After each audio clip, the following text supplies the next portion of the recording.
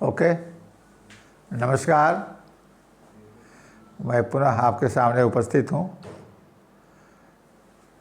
कल इकोनॉमिक से जुड़ा हुआ जो चैप्टर था डेवलपमेंट, उसकी चर्चा में किया। आज चैप्टर 2 में मैं प्रवेश कर रहा हूँ। पॉइंट नंबर 1 है उसमें काइंड्स ऑफ इकोनॉमिक एक्टिविटीज। तो इस संदर्भ में मैं कहना चाहूँगा कि जो डेवलपमेंट की बात कल हुई, विकास की बातें जो कल आई, तो विकास शब्द जैसे ही होता है तो सभी क्षेत्रों में विकास की कल चर्चा में किया था, लेकिन आज उससे थोड़ा हटकर है। इकोनॉमिक पॉइंट ऑफ व्यू से जो विकास होता है उस पर विशेष चर्चाएं होगी। ध्यान से सुना जाएगा। अब इस संदर्भ में मैं कहूँगा कि इसका जो डाटा तैयार होता है, जैसे मान लीजिए कि कहा गया कि लखीसराय से सिकंदरा की दूरी 20 किलोमीटर है, तो 20 किलोमीटर आखिर कहाँ से है? जमुई मोड़ के पास से है या स्टेशन के पास से है कि बालिका विद्यापीठ से है? क्योंकि जमुई मोड़ से बालिका विद्यापीठ की दूरी लगभग 5 किलोमीटर है, तो 20 किलोमीटर आखिर कहाँ से, 0 पॉइंट कहाँ है, ये बात समझने की है। तो उसी तरह से यहाँ जो विकास की बात आती है, जो आपको इन्फॉर्मेशन दिया जाता है, जो इन्फॉर्मेशन प्राप्त करते हैं, वो इन्फॉर्मेशन कहाँ से आता है, इसके बारे में जानकारी होनी चाहिए। क्योंकि उसी के डाटा के आधार पर सभी लोग जानते हैं, चाहे भारत सरकार का हो या WHO का हो या UNO का हो, जो भी जहाँ भी चीज़ें हैं, तो उसके बारे में जो आपका है। GDP की बात आई थी, आज फिर GDP पर मैं चर्चा करूँगा।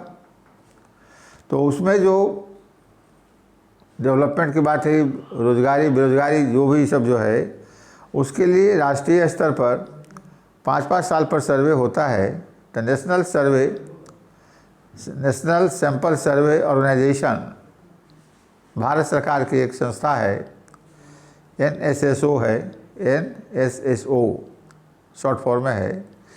वो सब सांख्यिकी विभाग से जुड़ा होता है और सर्वे एक राज्य सरकार का होता है। राज्य सरकार फिर अपना केंद्र सरकार को भेजती है और इस तरह से पूरे देश स्तर पर उसका एक खाका तैयार होता है और वो फिर अपना प्रकाशित हो जाता है, जिसकी सूचनाएं हम लोगों को प्राप्त होती है किताबों के माध्यम से या कोई इकोनॉमिक्स वगैरह का है जो चैप्टर, जो भी सब्जेक्ट पेपर है, उसके जो बुलेटिन आते हैं, उसके माध्यम से हम लोग डाटा कलेक्ट करते हैं और बच्चों को क्लास में प्रस्तुत करते हैं।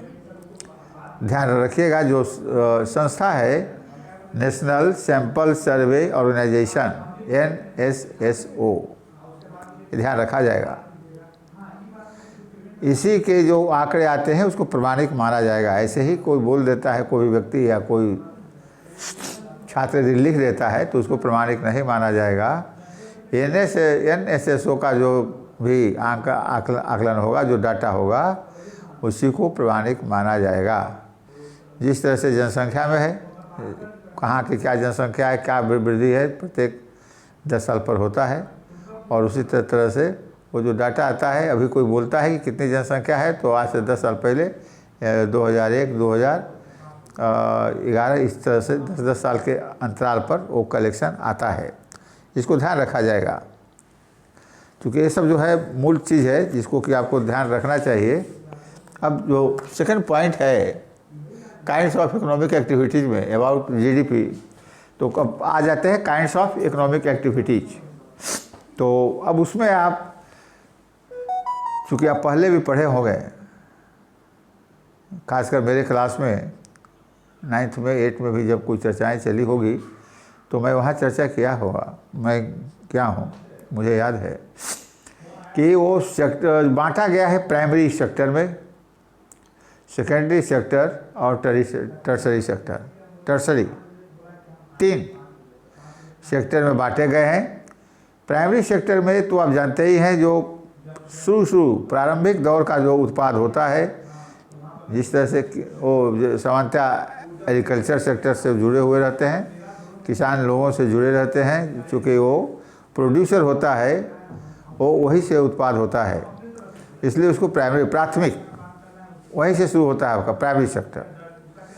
दूसरा है प्राइमरी सेक्टर के बाद आपका सेकेंडरी है, वो जो पेड़ पौधा हो, गाय के द्वारा जो दूध प्राप्त होते हैं, पेड़ पौधे से जो फल प्राप्त होते हैं, जो भी डायरेक्ट कंज्यूमर को मिलता है वो प्राइमरी सेक्टर के अंतर्गत में आता है। इसको ध्यान रखा जाएगा। बेसिक चीज़ पहले भी क्लास में भी, आज भी जब से मेरा क्लास चल रहा है 2-3 दिनों से, उसमें मैं बराबर कहा, मैं आप लोगों से मेरा रिक्वेस्ट होता है कि टर्म्स को आप विशेष ध्यान से सुने ताकि कोई कन्फ्यूजन नहीं हो, आपस में कहीं कोई दिमाग में कंट्राडिक्शन नहीं हो कि ये प्रश्न से ये उत्तर सही है कि ये उत्तर सही है। इसलिए यदि आप बेस को ठीक से समझ लेंगे तो फिर कहीं आपको दिक्कत नहीं होगी। हो सकता है कि कुछ चीज़ें दी गई है और उसको आपको डिफ्रेंशिएट करना है कि प्राइमरी सेक्टर में है, सेकेंडरी सेक्टर में है कि टर्सरी सेक्टर में है। इसलिए यदि आप ठीक ढंग से उसको आप समझ लेंगे तो फिर आप उसको आसानी से डिस्टिंग्विश कर लीजिएगा कि इसको किस में डाला जाए। अब जो प्राइमरी सेक्टर से जो तैयार हुआ, किसान के द्वारा जो तैयार हुआ, उसके बाद उसको जो दूसरा चीज़ बनता है वो चला गया सेकेंडरी सेक्टर में। ध्यान रखिएगा। दूसरा कॉटन होता है। कॉटन तैयार हुआ, किसान के द्वारा तैयार किया गया, उससे फिर यार्न होता है, सूत होता है, फिर कपड़े बनते हैं। तो ये जो कपड़ा बनना हुआ ये आपका सेकेंडरी में चला गया। लकड़ी बना, पेड़ से लकड़ी प्राप्त हुआ, लकड़ी के बाद जो आप कुर्सी तैयार कर देते हैं वो आपका सेकेंडरी में चला गया। ध्यान रखिएगा इसको, ये सेकेंडरी में आ गया। थर्ड में आपको टर्सरी का आ गया जी। टर्सरी में मान लीजिए कि कोई आदमी सामान बनाता है, बनाने के बाद एक स्थान से दूसरे स्थान पर फिर जाता है, वो जहाँ स्टोरेज होता है, ट्रांसपोर्टेशन की सुविधा होगी तभी तो एक स्थान से दूसरे स्थान पर जाएगा, फिर वहाँ स्टोरेज का उसका होगा, फिर वो बैंकिंग की सुविधा से फिर उसको आप लोन लेके या जिस व्यवस्था के अपना आप सामान लेकर जमा रखते हो, फिर मार्केट में डिस्ट्रीब्यूट करते हो, और उस तरह से जो काम होता है, ये जो थर्ड फेज में वो टर्सरी में आ गया। 3 तरह की बातें होती है। एक स्थान से दूसरा स्थान पर जो सामान जाता है उसको आप टर्सरी में लेते हैं, ध्यान से रखिएगा। और सीधे जो प्राइमरी सेक्टर से तो आसानी से आप बना लिए, दूसरा चीज़ बना लिए, फिनिश्ड गुड जो तैयार हुआ, फिनिश्ड गुड जो तैयार हो गया वो सेकेंडरी में आ गया। लेकिन जो उसका डिस्ट्रीब्यूशन हुआ, जहाँ कहीं भी अन्य राज्यों में हो, अन्य ज़िलों में हो, कि रोड के माध्यम से हो, जिस माध्यम से आप ले जाते हैं, फिर वहाँ स्टोरेज होता है। कोई 2-4 कुर्सियाँ तो लेकर नहीं आएगा एक स्थान से दूसरे स्थान में, सैकड़ों हज़ारों कुर्सियाँ आती है, हज़ारों सामान आते हैं, हज़ारों आइटम्स आते हैं, हज़ारों कपड़े के जो पैकेट्स होते हैं वो आते हैं। तो उस तरह से जो आप वहाँ रखिएगा, खरीदिएगा, जिसके माध्यम से आप पहुँचिएगा, तो थर्ड स्टेज आ गया। केवल बना देने से ही तो नहीं होगा। आप कोई कपड़ा बनाए, कोई सामान बनाए, जूता बनाए, तो जूता बना देने से तो कंज्यूमर के पास नहीं पहुंच गया। इस संदर्भ में मैं कहना चाहूँगा कि कंज्यूमर को भी ध्यान रखिएगा। कंज्यूमर का मतलब कि जो बनाया हुआ सामान को उपयोग में लाता है। प्रोड्यूसर का मतलब होता है कि जो उत्पाद करता है, उत्पादक, बनाने वाला, जो उसको तैयार किया, एक प्रोड्यूसर हुआ और एक कंज्यूमर हुआ। ठीक है, अब आगे मैं बढ़ता हूँ जी। अब इस तरह से ध्यान रखिएगा। कोई व्यक्ति कलम बनाया, कारखाना में कलम बना, वो पहुंचा, फिर आपके विद्यालय में पहुंचा, जिस माध्यम से भी पहुंचा, वो तो एक तरह से आपको सेवा प्रदान किया। वो ट्रांसपोर्टेशन के द्वारा हो या फिर जो दुकान का भी जो है वो फिर बाद में चर्चा होगी। वो होलसेल होता है, स्टॉकिस्ट होता है, वगैरह वगैरह करके रिटेलर के पास आता है, और रिटेलर के पास जाके हम लोग वहाँ अपना, जिसको कहते हो कि थोक विक्रेता भी होता है और होता है खुदरा विक्रेता भी होता है। तो खुदरा विक्रेता के पास जाते हैं और हम लोग कलम ले लेते हैं। तो इस दौरान जो एक स्थान से दूसरे स्थान पर जो वस्तु का हस्तांतरण हुआ, उसको दूसरे रूप में आप सेवा, सर्विस सेक्टर भी कर सकते हैं, क्योंकि सेवा किया बेचारा। सर्विस का मतलब केवल गवर्नमेंट की नौकरी करता है वो नहीं होता है। जो भी करता है, टीचर भी पढ़ाते हैं आपको, तो आपको सेवा कर रहे हैं, इसलिए वो सर्विस सेक्टर में आ गया, थर्ड फेज। ठीक, अब आगे देखा जाए। इस बात को ध्यान रखिएगा कि हमारे पास समय नहीं रहता है, क्लास वाली बात नहीं है कि मैं कुछ खास बिंदुओं पर मैं अपना चर्चा करते रहता हूँ और घंटों बातें चलती है। यहाँ समय में का मैं बंधन में बंधा हुआ हो और कंप्लीट करना है, लेकिन इसमें घबराने की बात नहीं है। जब सेकेंड राउंड जब रिवीजन होगा, चूँकि हमको तो आपको मालूम ही था कि हम लोग नवंबर में सिलेबस ख़त्म कर देते थे सभी क्लासों का, लेकिन इस बार तो कोरोना काल में हो नहीं पाया। लेकिन फिर भी मैं आपको आश्वस्त करता हूँ कि इसका मैं रिवीजन कर दूंगा निश्चित रूप से।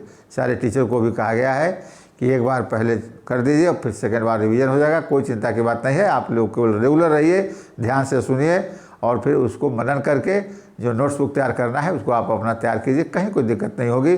सब लोग हम लोग उसको ठीक कर देंगे, कहीं कोई दिक्कत नहीं होगी। अब आ जाइए जीडीपी।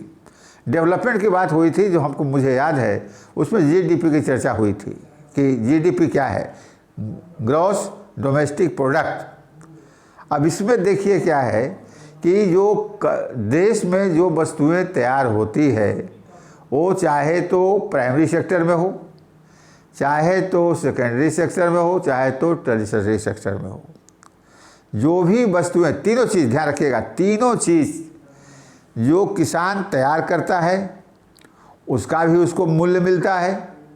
जो धान के बाद जो चावल बनाया, मिल में लाया, चावल बनाया, तो मिल मालिक को भी मूल्य मिलता है। और फिर जाके दुकान से जो आप खरीदते हो या हम लोग खरीदते हैं, तो उस पर भी वो अपना सर्विस चार्ज ले लेता है। तो तीन ढंग से एक वस्तु को तीन ढंग से हम लोग के धान का उगाना हुआ, चावल का बनाना हुआ और उस चावल को हम लोग खा लिए। यदि चावल नहीं खाएंगे, चावल बनेगा ही नहीं या धान उगेगा ही नहीं, तो फिर ब्रेक कर जाएगा सीरीज। तो तीन जगह पर जो आदमी को लाभ मिलता है, किसान को भी मिलता है, पैसा मिलता है, मिल मालिक को भी मिलता है, राइस मिल वाले को भी मिलता है, और जो दुकान वाले बेचते हैं उनको भी मिलता है। तो तीनों से जो आमदनी होती है सामूहिक तौर से, उसको कहा गया जीडीपी। और अब फिर उसके बाद विस्तार से आगे में जब बात होगी तो मैं कहा हूँ, मैं आपको बताऊँगा। पहले आप जीडीपी को समझ लीजिए कि क्या है जीडीपी, और इस तरह से आपका सब टोटल चीज़ से, अब वो राज्य स्तर का भी है, केंद्र सरकार का भी है। जो राज्य सरकार का जो जीडीपी होता है, जो डाटा कलेक्शन होता है, वो चला जाता है केंद्र सरकार के पास, और फिर केंद्र सरकार सामूहिक रूप से भी निकालती है अपना अलग कंट्री वाइज, और राज्य सरकार भी निकालती है। जैसे आप कभी आप लोग पेपर पढ़े होंगे, 10th क्लास में है तो चूँकि आप इस सब से जुड़े हुए होंगे, तो निकाला जाता है कि बिहार का जीडीपी अच्छा है, बढ़ा हुआ है, कम है किसी कोई राज्य का, या पर कैपिटा इनकम की चर्चा मैं कर चुका हूँ डेवलपमेंट की बात जब हुई थी। तो कोई बात को जब आप सुने हुए रहिएगा, तो फिर आगे समझने में दोबारा जो हमको अभी भी रिपीट करना पड़ रहा है, तो और कम समय लगेगा हमको। केवल आप कृपया, मेरी प्रार्थना है आप लोगों से कि आप ध्यान से सुनिए, क्योंकि एक ही बात को बार बार रिपीट करने में कठिनाई होगी और समय की बर्बादी भी होगी। तो ये जीडीपी जो हो गया, आप पर कैपिटा इनकम है, इसकी चर्चा मैं कर दिया। क्या जीडीपी होता है, राज्य सरकार का भी, केंद्र सरकार का भी, सामूहिक रूप से भी, और किस तरह से कलेक्ट किया जाता है जीडीपी का, कमाई का, कैसे पता चलता है कि किस राज्य का जीडीपी कैसा है, कैसा प्रोडक्शन है, कैसा कंजम्पशन है, कैसा ट्रांसपोर्टेशन से उसका ट्रांजैक्शन है, व्यापार कैसा चल रहा है। बहुत सारी बातें हैं, डिटेल में फिर बातें होगी, वो जाके तब किसी भी राज्य का, किसी भी देश का जीडीपी बढ़ता है या घटता है। यदि कहीं हरास होने लगा, कोई कारण से दुकानें बंद रही या और सब तरह की जो परेशानी आ गई, तो फिर जीडीपी को प्रभावित करता है, जीडीपी को प्रभावित करता है। ध्यान रखा जाएगा इसको। पुनः मैं कह रहा हूँ, जीडीपी जो है टोटली गवर्न होता है सेक्टर से, प्राइमरी सेक्टर, सेकेंडरी सेक्टर और टर्शियरी सेक्टर। वो तीनों सेक्टर जब समृद्ध होगा, सिस्टम सही ढंग से काम करेगा, किसान को सही मूल्य मिलेगा, जो बना रहा है, जो उत्पादन कर रहा है, उसको सही मूल्य मिलेगा, दुकान वाले को सही मूल्य मिलेगा, कंज्यूमर इस्तेमाल जो करे, तो सभी जगह जब सिस्टम सही ढंग से चलेगा, निश्चित रूप से वो देश का, उस राज्य का जीडीपी अच्छा रहेगा। और कहीं घोच-पोच की स्थिति में रहेगी जिस कारण से भी हो, तो फिर वो प्रभावित हो जाएगा। ये हो गया आपका जीडीपी के बारे में। नेक्स्ट जो है how to create more employment. अब आ गई बात किस हम लोग ज़्यादा से ज़्यादा कैसे। अब यहाँ देखो, किताब में पढ़ना एक अलग बात है और व्यवहार में आना एक अलग बात है। अनएम्प्लॉयड कौन है और एम्प्लॉयड कौन है, इस पर चर्चा करने में काफ़ी समय लग जाएगा। सामान्यतः लोग समझते हैं ये बात कि जो आदमी गवर्नमेंट जॉब कर रहा है, सरकारी सेवा कर रहा है, वो एम्प्लॉयड है, और जो सेवा नहीं कर रहा है, बाकी कोई दूसरा काम भी कर रहा है, तो उसको अनएम्प्लॉयड कह दिया गया। या लोग अपने आप को अनएम्प्लॉयड मान भी ले लेते हैं, लेकिन बात वैसी है नहीं। और भारत इतना विशाल देश, जहाँ की कृषि प्रधान देश है, या बहुत सारी सुविधाएं यहाँ उपलब्ध है, अनएम्प्लॉयड कहने वाला ही आदमी जो है वो देश को बदनाम करता है, देश को गुमराह करता है। इतनी सारी सुविधाएं यहाँ है, कोई भी व्यक्ति यदि कुछ काम करना चाहे तो कहीं कोई दिक्कत नहीं है। बहुत विशाल देश है, राज्य में काफ़ी कोऑर्डिनेशन है, प्रत्येक राज्य एक दूसरे राज्य को कहीं भी आप जाके किसी दूसरे राज्यों में आप व्यापार कर सकते हैं, रोजगार कर सकते हैं, और प्राइवेट सेक्टर में काम भी कर सकते हैं। तो इस तरह से अनएम्प्लॉयमेंट कोई खास बात है नहीं, लेकिन खैर, लेकिन जो सेक्टर बांटा गया है तो जान लीजिए कि जो मुहैया नहीं कराया गया सरकार के द्वारा हो। और फिर 2 मिनट के बाद मैं जब आगे बढ़ूंगा तो और मैं बताऊंगा वो उसके बाद कि अनएम्प्लॉयड और एम्प्लॉयड और किस तरह से लोग जॉब करते हैं, और किसको लेबर कहा जाता है, किसको मालिक कहा जाता है। कल भी मैं चर्चा किया था, पुनः आज उसको मैं रिपीट कर रहा हूँ। एक व्यक्ति यदि ऑटो लेता है और भाड़ा पर स्वयं चलाता है, या भाड़े पर किसी को दे दिया ड्राइवर को चलाने के लिए, 200-300 रुपया प्रतिदिन या जो रेट चलता होगा मार्केट का, वो अपना ले लिया और बाकी ड्राइवर चलाया। अब वो ऑनर हो गया, वो ड्राइवर हो गया। कल होके 2-3 साल में या साल भर में धीरे धीरे पैसा करके जमा करके फिर वो बैंक से फाइनेंस करवा लेता है। कौन? वो ड्राइवर। तो जो ड्राइवर था, जो लेबर था, जो श्रमिक था, उस साल भर के बाद क्या बन गया? ऑनर बन गया, वो मालिक बन गया। और इस तरह से कैसे कन्वर्सन हुआ? उस जो श्रमिक था वो मालिक बन गया। अब बताओ कि जो मालिक बन गया उसको आप बेरोजगार कह दोगे, और जो श्रमिक काम कर रहा है वो बेरोजगार है। इसलिए वो फिर 2 टेम्पू 3 टेम्पू ले लेता है। तो इस तरह से चलते रहता है। और जिस तरह से जो डेवलपमेंट की बात होती है, इसलिए अनएम्प्लॉयड मैं तो नहीं मानता हूँ कि कोई भी आदमी अनएम्प्लॉयड है यदि काम करना चाहे तो। केवल गवर्नमेंट जॉब पर ही रहेगा। और अन्य देशों में भी इसी तरह की बात है, जॉब अपॉर्चुनिटीज़ काफ़ी होते हैं।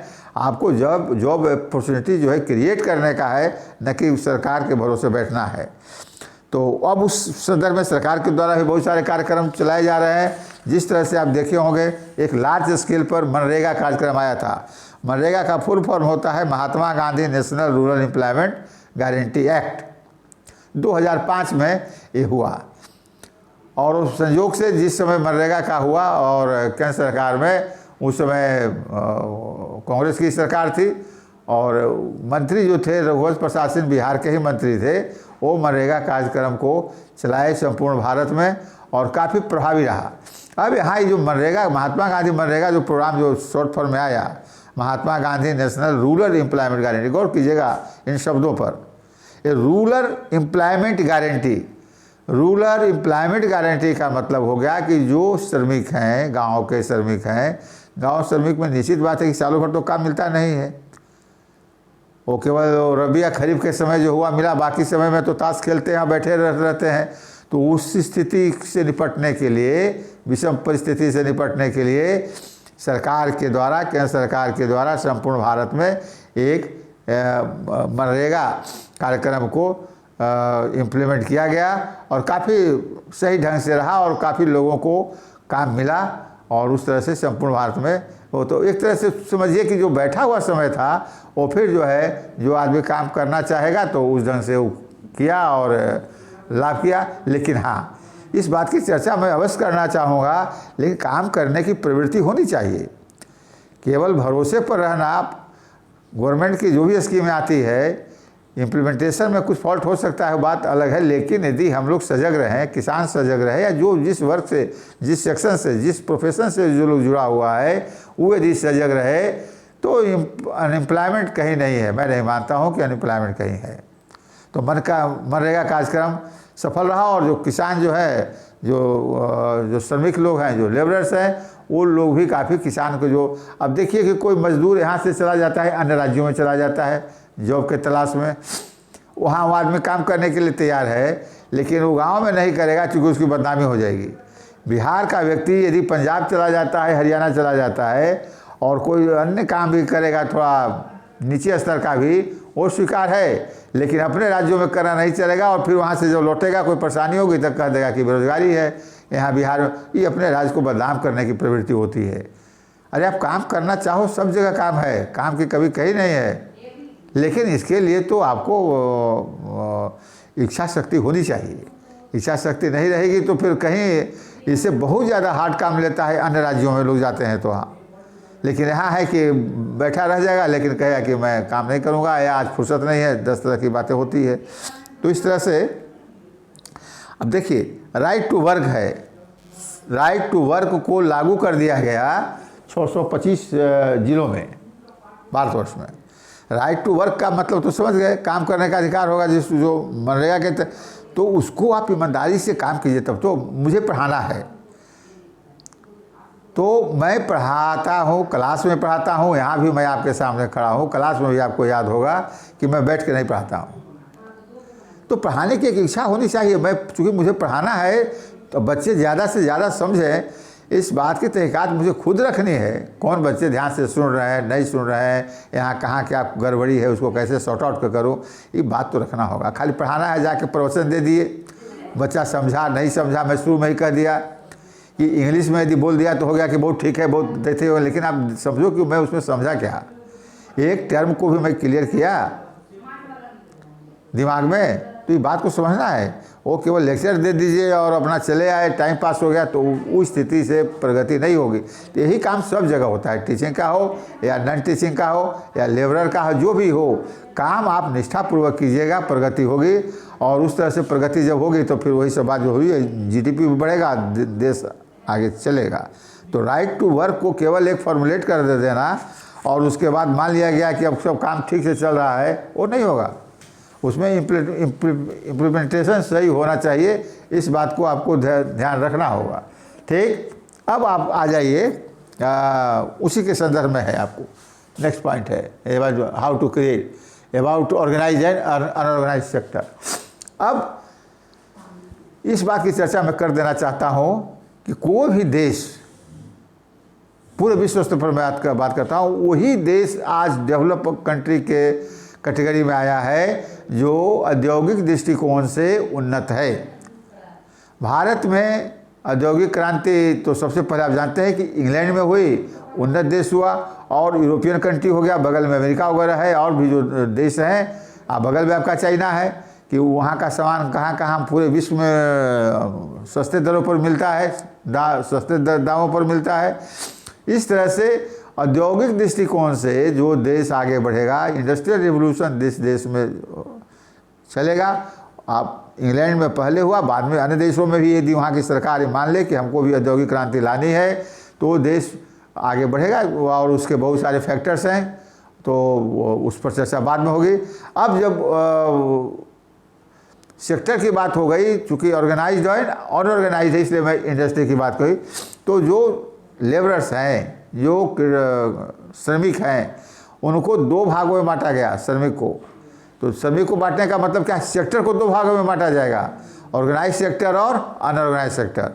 ऑर्गेनाइज सेक्टर में होगा जो कंपनियां चल रही हैं विधिवत, सरकार के द्वारा निबंधित है, उसमें जो काम करने वाले हैं उनकी सेवा शर्तें भी हैं, कंडीशंस हैं, सर्विस कंडीशंस हैं, पेमेंट का कंडीशंस है, ईपीएफ कटता है। तो जितनी भी सब चीज़ें सिस्टम से काम होती है वो सब ऑर्गेनाइज सेक्टर में होता है। और अनऑर्गेनाइज में ठीक उसका उल्टा हो गया, कोई सेवा शर्त नहीं है। आज कोई लेबर है, काम करता है आपके यहाँ, किसान कि भाई के यहाँ काम करते हैं, क्या बेचारा का कल आएगा कि नहीं आएगा कोई गारंटी नहीं है। कल तुम मत आना जी हमारे पास काम नहीं है, पर तो ये हो गया ऑर्गेनाइज हो गया। कोई उसका सर्विस बुक नहीं है, कहीं उसका ईपीएफ नहीं है, कोई सरकार के द्वारा उसको रिस्क कवर नहीं किया जा रहा है, कोई इंश्योरेंस वगैरह कहीं कोई तरह की सुविधा नहीं है, तो जिसका कोई लेखा जोखा नहीं है, तो उस तरह से ऑर्गेनाइज हो अनऑर्गेनाइज हुआ। और अनऑर्गेनाइज सेक्शन में ही यहाँ ज़्यादा लोग हैं, यहाँ मतलब भारतवर्ष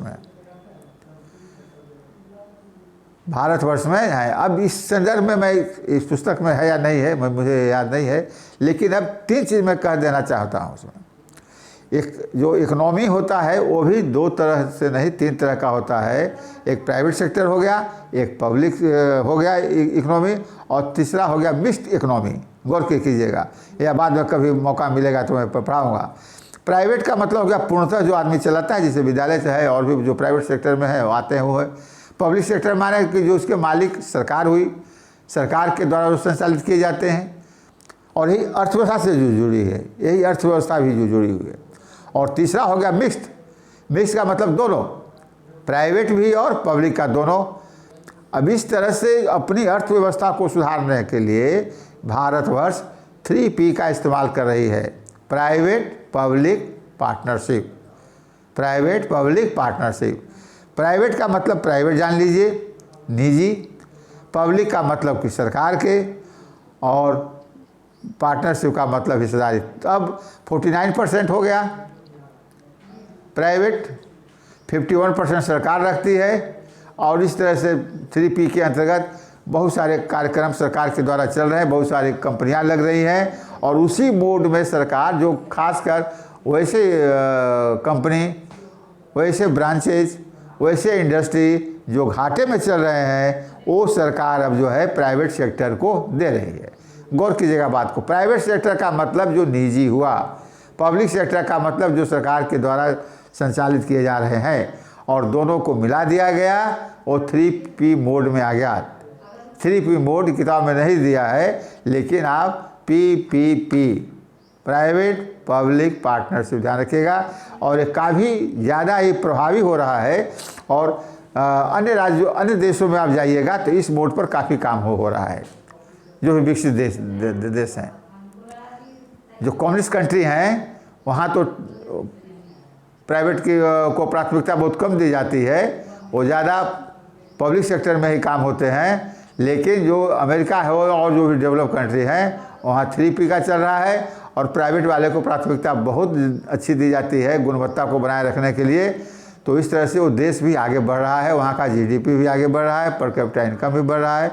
इस तरह से ये नया ये जो आया है, ये काफ़ी प्रयोग सफल हो रहा है, और भारतवर्ष में भी सरकार के द्वारा इस तरह से बहुत सारी चीज़, यहाँ तक कि आपको रेलवे में भी, जो रेलवे पूर्णतः जो सरकार की थी, उसमें जो है जो पब्लिक सेक्टर में याद आता था, उसको भी 3P मोड में लाया जा रहा है। ऐसा इसलिए कि बहुत सारी चीज़ में कठिनाई हो रही है, सरकार को घाटे में है, वो थोड़ा रेगुलराइज करने में उसको दिक्कत हो रही है, तो इसलिए वो प्राइवेट सेक्टर वो दे रहा है। स्कूल को देखिए आप लोग, इतनी सारी स्कूलें पहले नहीं थी, अब धीरे धीरे सरकार के द्वारा भी प्राइवेट स्कूल को अफिलिएशन दिया जा रहा है, जिसमें आपका विद्यालय, नाथ पब्लिक स्कूल भी है। तो इस तरह से देते देते गुणवत्ता बढ़ रही है। सरकारी स्कूल कोई बंद नहीं किया गया, वो भी चले और प्राइवेट सेक्टर भी चले। तो दोनों में होने से जो यहाँ के लोग हैं तो उनको लाभ होगा कि जो जहाँ अच्छी पढ़ाई होगी, जहाँ सब ठीक ठाक रहेगा, वहाँ बच्चे देंगे तो एक क्वालिटी अच्छा तैयार होगा।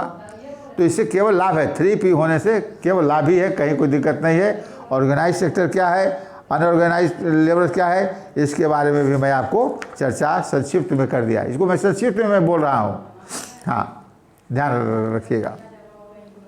अब दूसरा प्राइवेट पब्लिक सेक्टर की मैं चर्चा कर दिया, पुनः उसका मैं रेलवे की भी चर्चा कर दिया।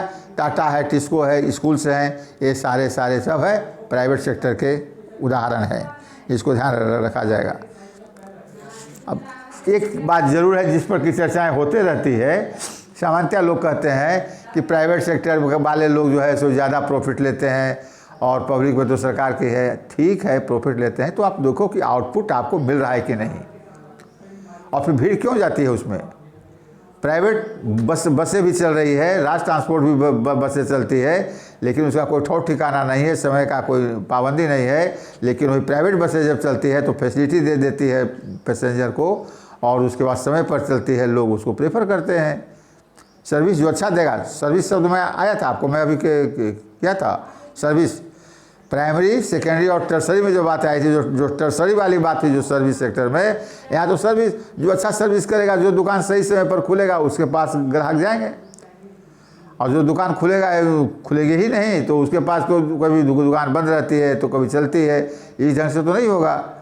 तो बस इसलिए दाम यदि 2 पैसे ज़्यादा भी लेते हैं यदि प्राइवेट सेक्टर वाले, तो आपका, और यही कारण है कि सभी चीज़ें आज 3P मूड में क्यों सरकार आ रही है, इसलिए कि सरकार को भी परेशानी होती है और जान रहा है, तो सरकार भी समझ रही है कि प्राइवेट सेक्टर को सुपुर्द करने के बाद इसमें एक रेगुलरिटी आ जाएगी।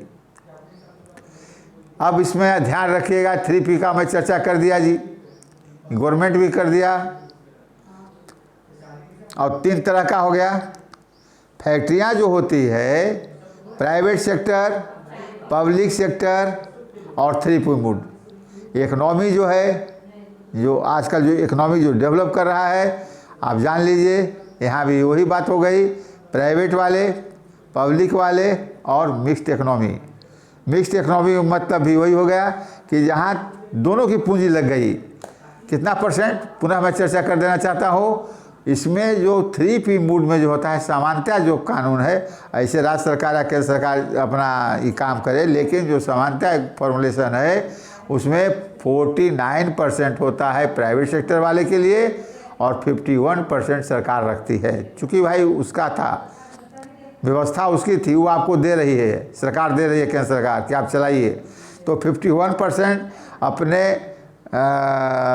हिस्सेदारी के लिए अपने अंशदान को ज़्यादा रखते ताकि उस पर, उस संस्था पर मेरा नियंत्रण रहे। इसके लिए 51% पर वो रहते हैं और 49% पर ई हो गया। इस तरह से जो भी आपको जो है टाइप्स ऑफ सेक्टर भी बता दिया, जो भी पॉइंट्स ब्लैक बोर्ड पर दिए गए थे, सारे पॉइंट्स को मैं क्लियर कर दिया। आशा है आप लोग गौर से इसको समझे होंगे, नहीं समझे होंगे तो मैं आपको पुनः आश्वस्त करता हूँ कि जो इसका रिवीजन होगा उसमें मैं निश्चित रूप से आपको और क्लियर कर दूंगा। एक राउंड पहले चले दीजिए, थोड़ा जो क्लास में मैं अक्सर बोलता था कि खेत की जुताई हो रही है तो एक चास होने दो, दूसरा चास में कम भार पड़ेगा, जुताई होने दो। दिमाग में जो पूरा कोरोना काल में जो पड़ा हुआ था वो सब, अब आराम मत कीजिए, 2-4 महीना 2-3 महीना समय है, आप भी खटिए, मेहनत कीजिए, हम लोग भी मेहनत करेंगे, मैनेजमेंट भी मेहनत करेगी, और टीचर लोग से भी आग्रह किया गया है कि वो लोग भी अपने अपने विषयों में सारे बच्चों पर ध्यान रखें। इतना के बाद सभी लोगों को, सभी बच्चों को बहुत बहुत धन्यवाद, शुभकामना, धन्यवाद।